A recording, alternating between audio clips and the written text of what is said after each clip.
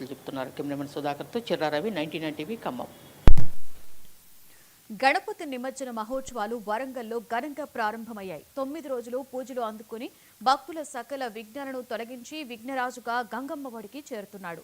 Greater Warangal మహానగరంలో వినాయకుల నిమజ్జనం కోసం అధికారులు అన్ని ఏర్పాట్లు చేశారు. ఈసారి నిమజ్జన ఏర్పాట్ల మీద హర్షం వ్యక్తం చేస్తున్నారు భక్తులు. ఇక ఇదే అంశం మీద మరింత సమాచారాన్ని మా ప్రతినిధి శ్రీధర్ అందిస్తారు.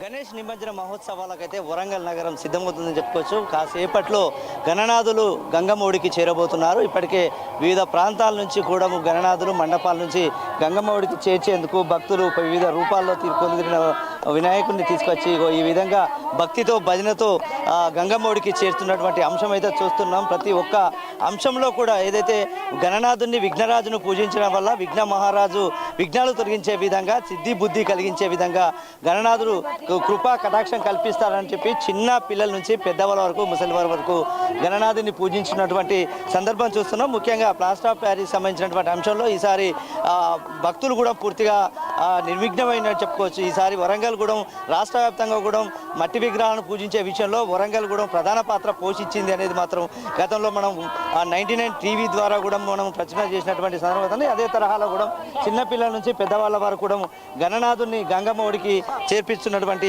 అంశం అయితే కనబడుతుంది. ప్రస్తుతం మనం వరంగల్ ఉమ్మడి జిల్లా వ్యాప్తంగా కూడా నిమగ్నం చేసే సెంటర్లను కూడా ఏర్పరిచారు. అందులో 2 సెంటర్లను ప్రాథమికంగా తీసుకున్నారు. ఒకటి వడ్డేపల్లి చెరువు, ఇంకోటి చిన్న వడ్డేపల్లి చెరువుకు సంబంధించినటువంటి అంశంలో కూడా మనం మాట్లాడుకోవచ్చు. ఇక ఉరుసు రంగ సముద్రంలో కూడా దాదాపుగా ఒక 1000 నుంచి 1200 విగ్రహాలు పడతాయని చెప్పుకోవచ్చు. ప్రస్తుతం మనం చిన్న వడ్డేపల్లి చెరువు వద్ద ఉన్నాం. ఈ వడ్డేపల్లి చెరువు దాదాపుగా 4000 నుంచి 5000 విగ్రహాలకు ఈ చెరువును వినియోగించుకునే విధంగా అయితే అధికార యంత్రాంగం తీసుకొచ్చింది. దీనికి సంబంధించినటువంటి అంశంలో పూర్తిగా విద్యుత్ శాఖతో పాటు అటు పోలీస్ శాఖ, ఆ విధంగా ఈ వరంగల్లో గణేష్ నిమజ్జన మహోత్సవాలు పూర్తి చేయాలని చెప్పేసి ఒక టాస్క్ను అయితే వరంగల్ యంత్రాంగం అయితే ఏర్పాటు చేసుకుంది. దీనిపైన మరి కొంతమంది భక్తులు కూడా మనతో ఉన్నారు, వాళ్ళు అడిగి తెలుసుకునే ప్రయత్నం చేద్దాం.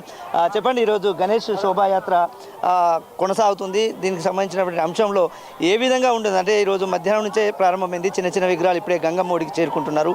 ఇక పెద్ద పెద్ద విగ్రహాల పరిస్థితి ఉంది. వాటిని ఏ విధంగా మనం చేస్తే మానిటరింగ్ చేస్తే బాగుంటుందని చెప్పి వక్రతుండాయ నమః, గజకర్ణాయ నమః, లంబోదరాయ నమః, వికటరాజాయ నమః, విఘ్నేశ్వరాయ నమః. ఈ ఎంతో భక్తి శ్రద్ధలతో 9 రోజులు దిగ్విజయంగా ఎంతో అపారమైన భక్తి శ్రద్ధలతో ఈ గణనాథుని పూజించి ఈరోజు గణేష్ మహారాజుని నిమజ్జనానికి వేయించిస్తున్నారు. ప్రస్తుతం అయితే చిన్న చిన్న విగ్రహాలు ఇక్కడ దేశాయపేట రోడ్లో ఉన్నటువంటి ఇక్కడ చెరువులో ఇక్కడికి నిమజ్జనానికి వారందరూ కూడా వెయిట్ చేస్తున్నారు. ఎంతో భక్తి శ్రద్ధలు ఆడపడుచులు, మా తెలుగింటి తెలంగాణ ఆడపడుచులు అందరూ కూడా ఇటు మగ మహారాజులు, భక్తులు, ప్రజలు అందరూ కూడా అన్ని కులాలు మతాలకు అతీతంగా గణేష్ని పూజించడం ప్రార్థించడం జరుగుతూ ఉంది. ఈ రోజున మరి ముందుగా మరి జిల్లా కలెక్టర్ గారు వారు వేయించేసి దిగ్విజయం గురించి వారు సంబంధిత అధికారులందరూ కూడా వచ్చి ఇక్కడ చూసి సరిగ్గా ఉన్నాయనేటువంటి వారు పరామర్శించి చూసుకోవడం జరిగింది. అధికార గణానికి కూడా వారు ఆదేశాలు ఇచ్చినట్టుగా మాకు తెలుస్తూ ఉంది. చాలా సంతోషం. వారిని కలెక్టర్ గారిని నిజంగా వారిని అభినందించాల్సిన అవసరం ఉన్నది. ఇక్కడ ఉన్నటువంటి ఈ ప్రాంతంలో అయితే మాత్రం చక్కగా ఉన్నాయి. ఆదిలో అంశబాధలా కొన్ని అడ్డి ఉన్నా కూడా వాళ్ళు చేయాలి అధికారులు. ఎందుకంటే తెల్లారులు 4 గంటల వరకు కూడా ఇప్పుడు నుంచి ఈ టైం నుంచి కూడా తెల్లారి 4 గంటల వరకు నిమజ్జనం చేసే పరిస్థితి ఉంది. అర్ధరాత్రి కూడా చేయాల్సినటువంటి అవసరం ఉంది. అర్ధరాత్రి ముఖ్యంగా ఇక్కడ చీకటి పడిన తర్వాత లైట్స్ వెలుగులో కొంత జాగ్రత్త అప్రమత్తంగా ఉండాలి. ఇప్పుడైతే వెలుగు ఉంది, తర్వాత అప్రమత్తం అప్పుడు ఉండాల్సిన బాధ్యత సంబంధిత అధికారులు ప్రతి డిపార్ట్మెంట్ ఒక అధికారి ఉండాలి, పోలీసు అధికారులు కూడా ఉండాలి. చూసుకుంటే ఈ దిగ్విజయం చేసుకుంటే ఆ విఘ్నరాజ అందరి విఘ్నాలు తొలగించి వారు చాలా సంతోషాన్ని మన భక్తి శ్రద్ధలతో మనకు ఆశీర్వాదాలు ఇస్తారని మేము కోరుకుంటా ఉన్నాం. ఈ విధంగా భారీ శోభాయాత్ర కూడా మరి కాసేపట్లో ప్రారంభమయ్యే అవకాశం ఉందని చెప్పేసి అధికార యంత్రాంగం చెప్తుంది. దాదాపుగా 150 కోట్ల రూపాయలతో నిమజ్జన మహోత్సవాలకైతే స్వచ్ఛమైన జలంలో గణనాథుని నిమజ్జనం చేయడం మాకు సంతోషంగా ఉంది.